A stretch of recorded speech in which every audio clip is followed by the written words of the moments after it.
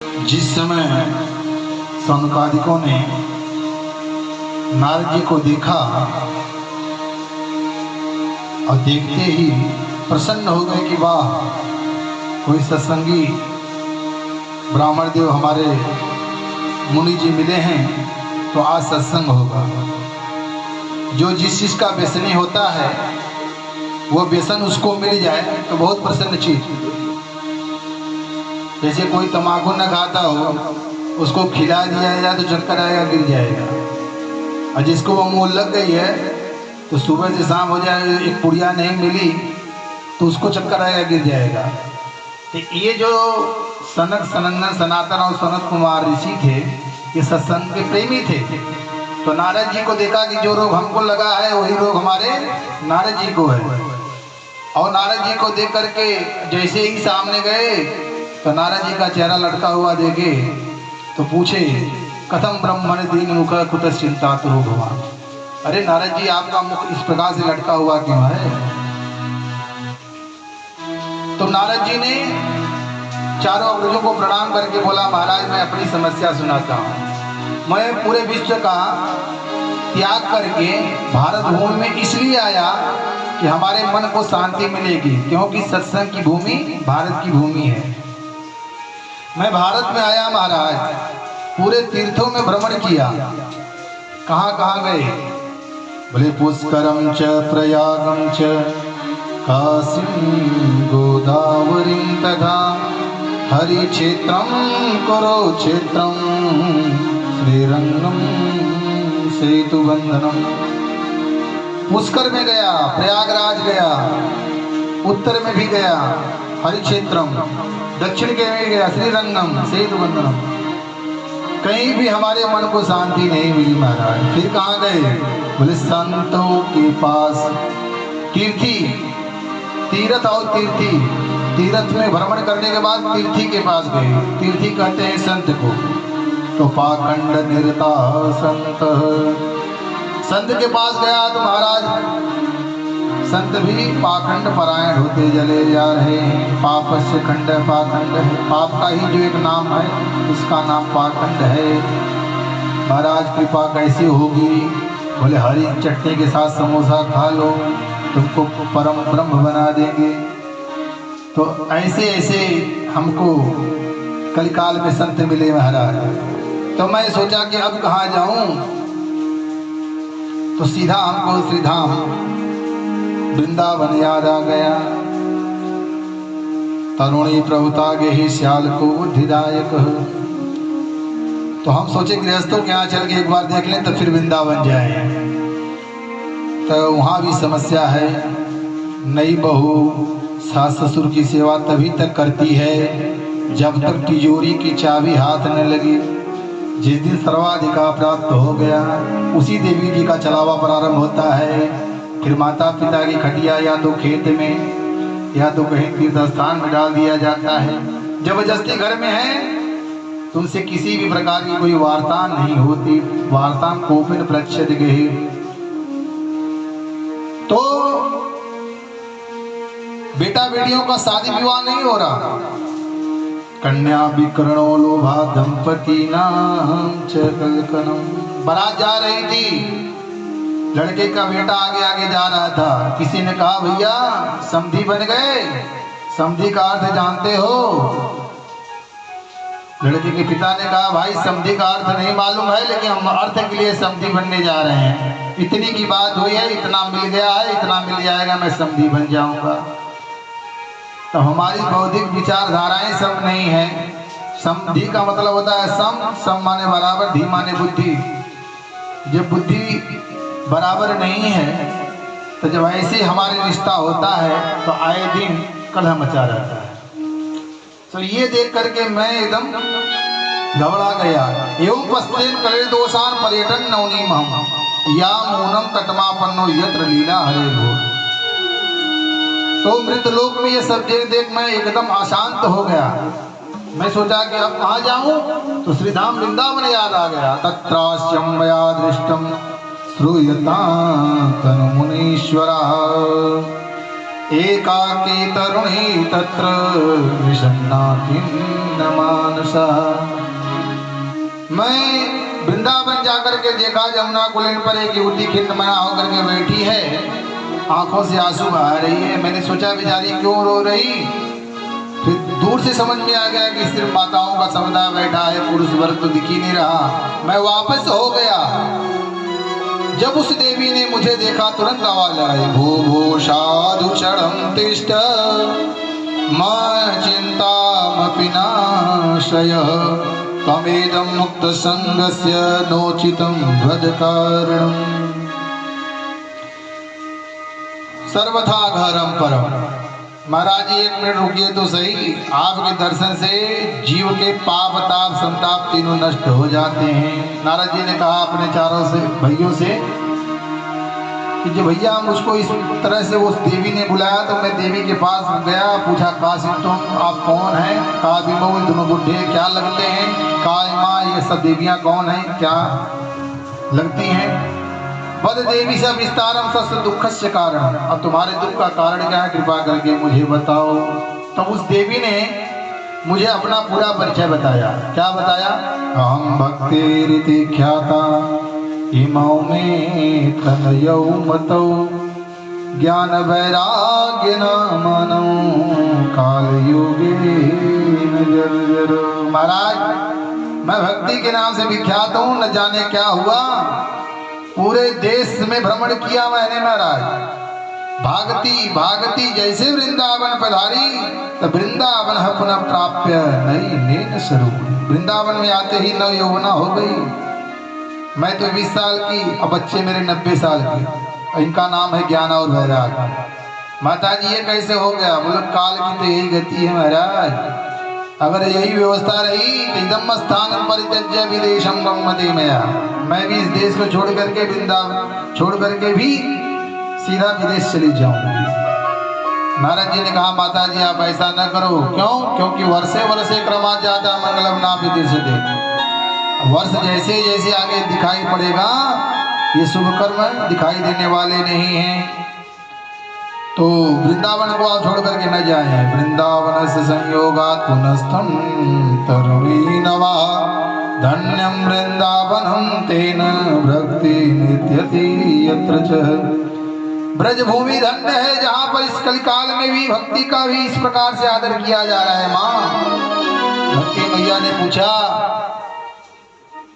कि नारद जी ये बताइए जब कलयुग में इतना दोष है तो राजा परीक्षित इसको मार क्यों नहीं दिए?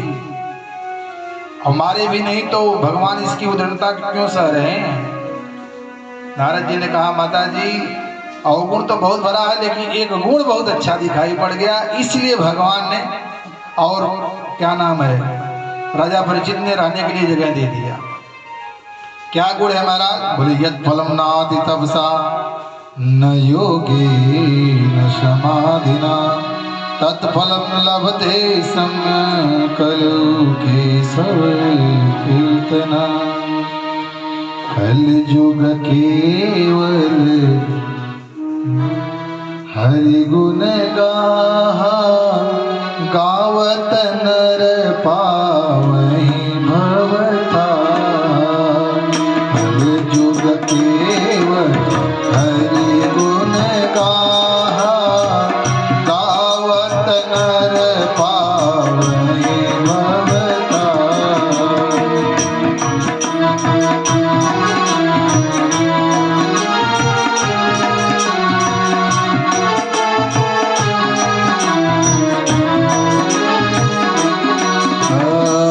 कल युग केवल नाम यधारा सुमरे सुमेरे न उतरहि पारा। कल युग केवल नाम यधारा सुमेरे सुमेरे न उतरहि पारा। कल युग केवल नामय धारा सुमेरे सुमेरे नर उतरहि पारा। सुमेरे सुमेरे नर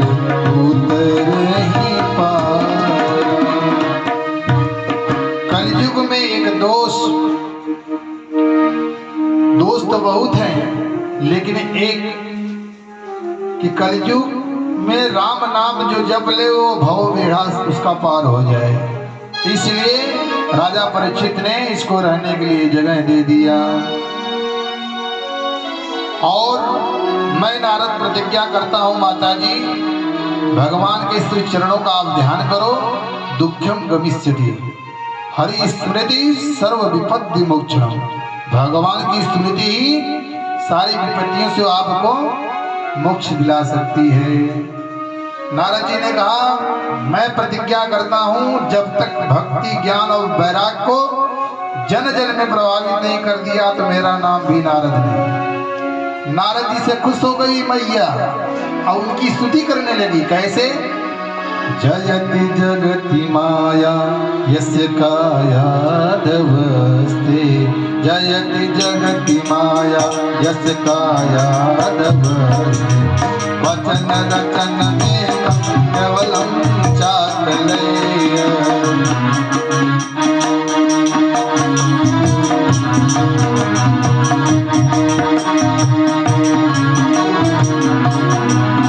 द्रौपदम प्रिया तो यत कृपा तो ध्रुवोऽयम्,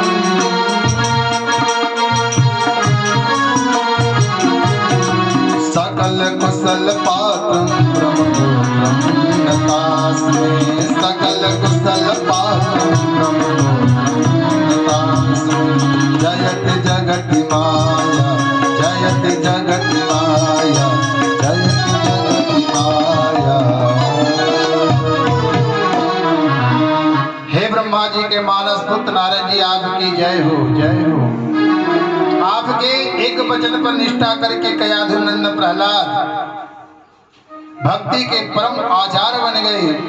आपके अनुग्रह को प्राप्त करके ध्रुव महाराज 5 वर्ष की अवस्था में ही भगवान को प्रकट करने में समर्थ हो गए।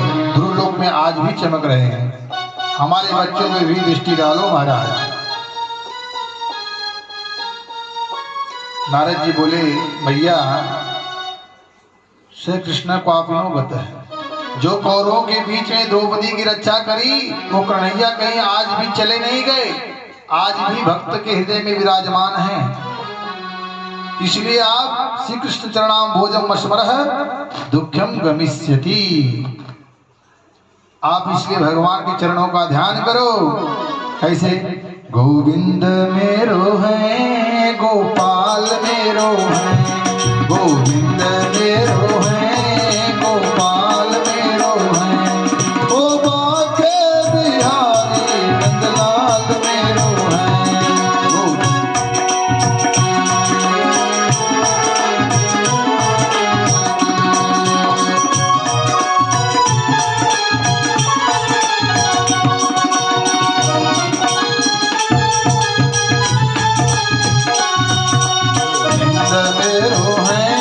गोपाल मेरो है, ओ बाके बिहारी नंदलाल मेरो है।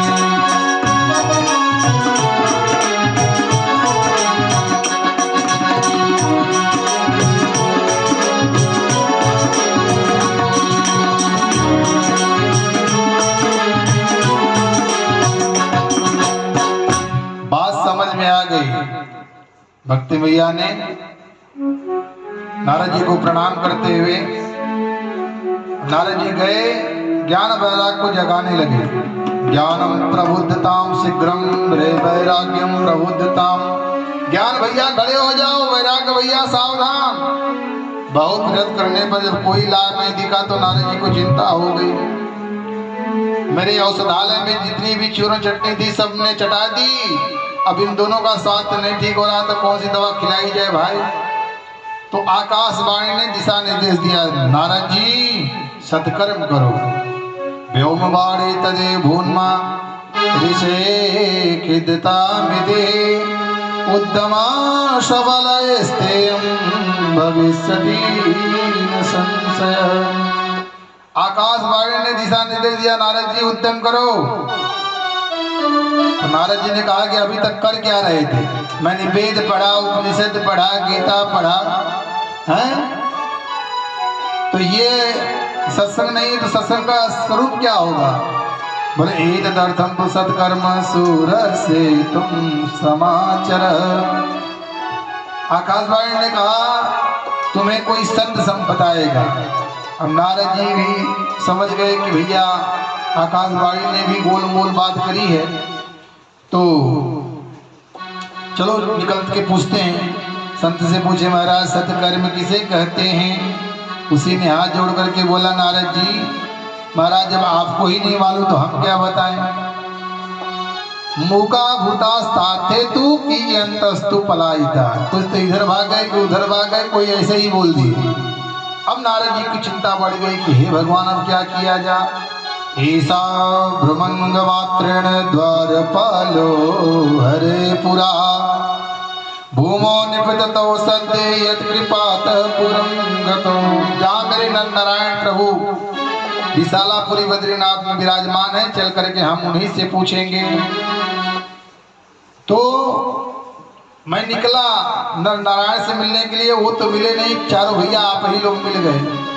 तो बताइए मेरी चिंता का कारण पूछ रहे, तो मेरी चिंता यही है। चारों भैया प्रसन्न हो गए, बोले नारद जी इतनी छोटी सी बात को लेकर के आप इतने दुखी।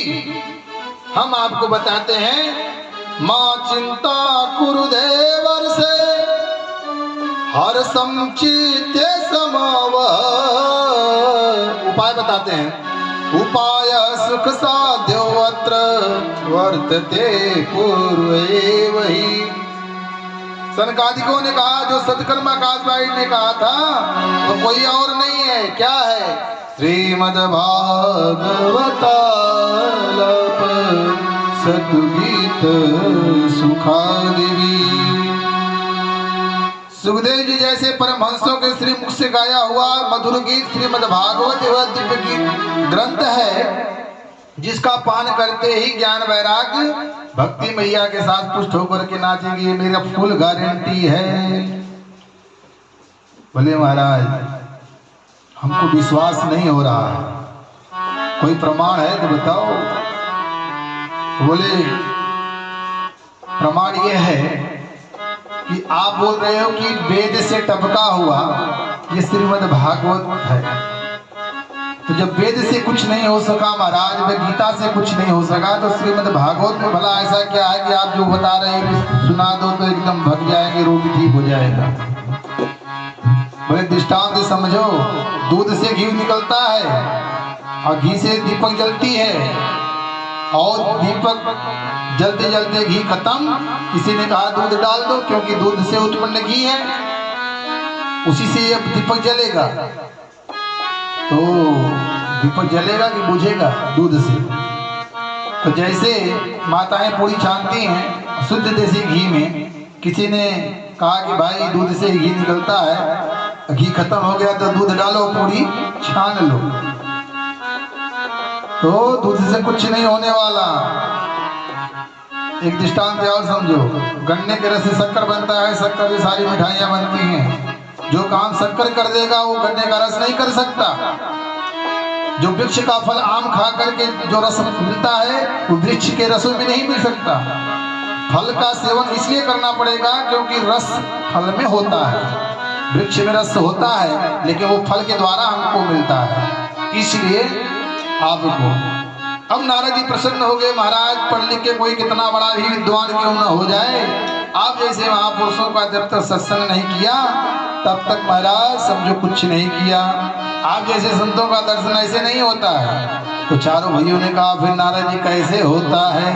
बोले भाग्योदयेन बहुजन्म समर्जितेन सत्संगमं च लभते पुरुषो यदा अज्ञान हेतु कृत मोह मदान्धक हरनाशं विधाय हि तदोदयते विवेक।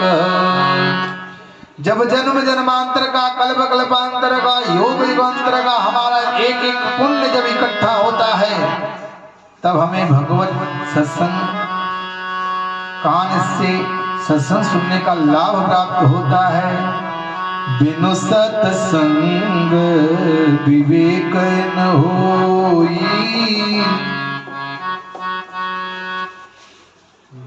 बिनु सत्संग विवेक न होई, राम कृपा बिनु सुलभ न सोई, बिनु सत्संग विवेक न होई, राम कृपा बिनु सुलभ न सोई, आवत यही सर अति कठिनाई, आवत यही सर अति कठिनाई, राम कृपा बिनु आय न जाई, राम कृपा बिनु आवै न जाई, बिनु सत्संग विवेक न होई, बिनु सत्संग विवेक न होई, राम कृपा बिनु सुलभ न सोई, राम कृपा बिनु सुलभ न सोई। सत्संग की सरिता में सराबोर होने का सौभाग्य उन्हीं सत्पुरुषों को प्राप्त होता है जिसे गोविंद अपने कृपामयी चुंबक से खींच करके बुला लाते हैं। नहीं तो छुट्टी लिए बैठे रहो 7 दिन के, इधर उधर के गोरख धंधों में निकल जाएंगे, पर एक क्षण का भी समय कथा सुनने को नहीं मिल पाता। चाह करके लोग भी नहीं आ पाते, आते वही हैं जिन्हें प्रभु अपनी कृपा से चुंबक से खींच करके बुलाते हैं।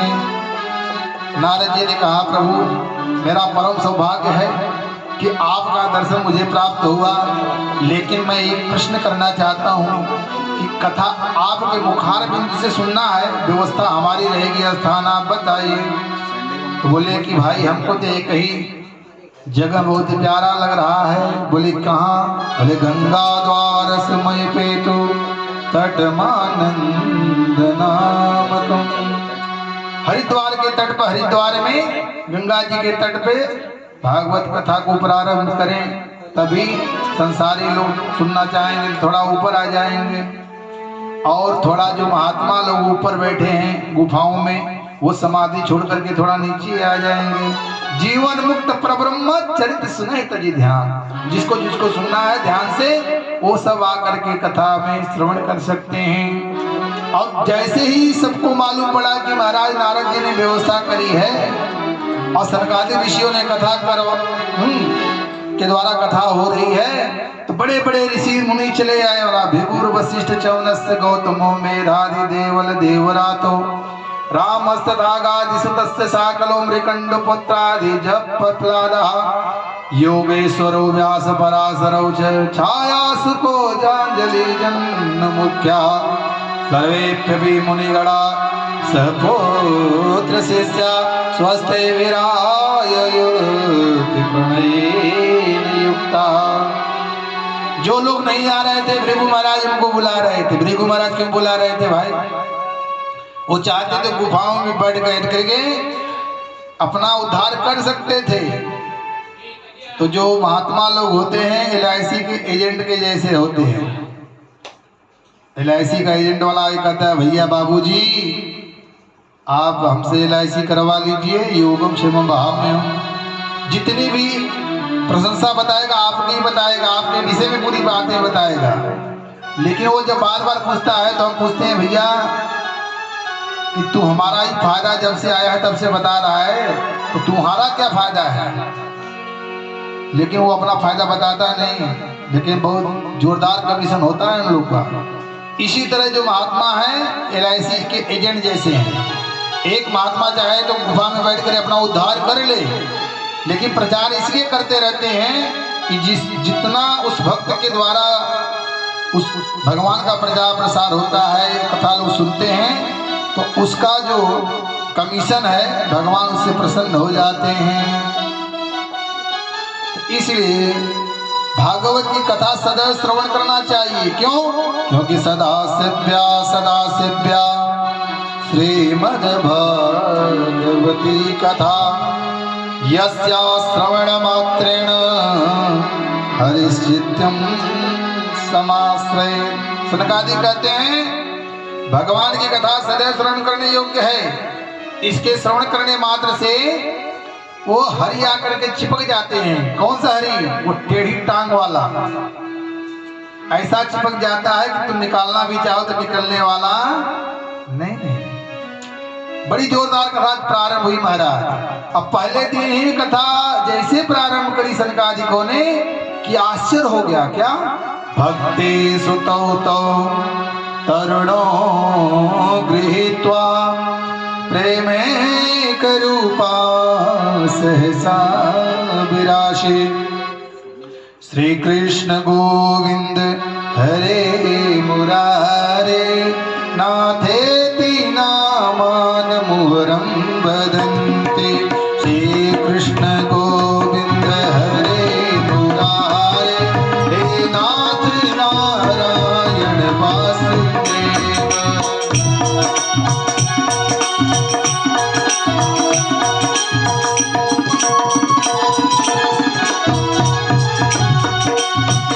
कृष्ण गोविंद हरे मुरारे हे नाथ नारायण वासुदेव।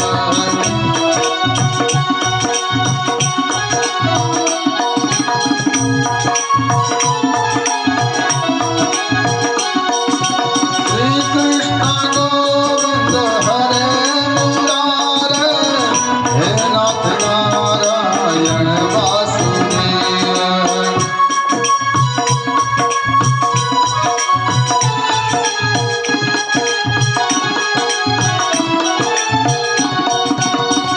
कृष्ण गोविंद हरे मुरारे हे नाथ नारायण वासुदेव।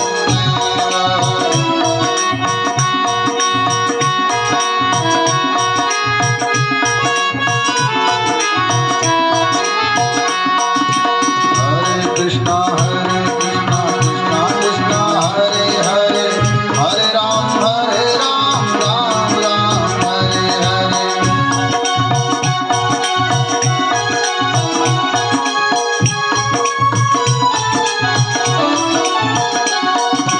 हरे राम राम राम हरे हरे हरे कृष्णा कृष्णा कृष्णा हरे हरे।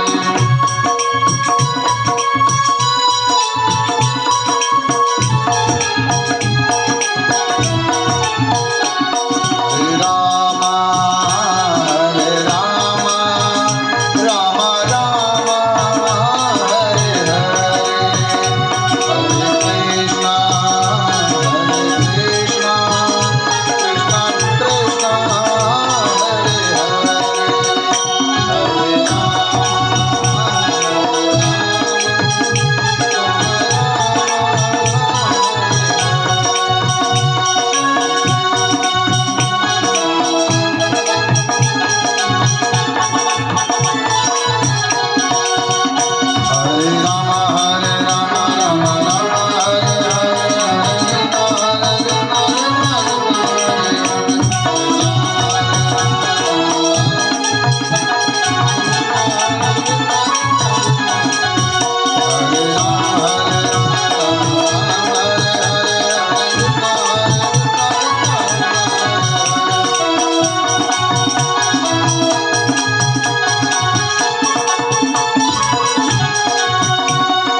श्याम रामचंद्र की जय। कृष्ण कन्हैया लाल की जय।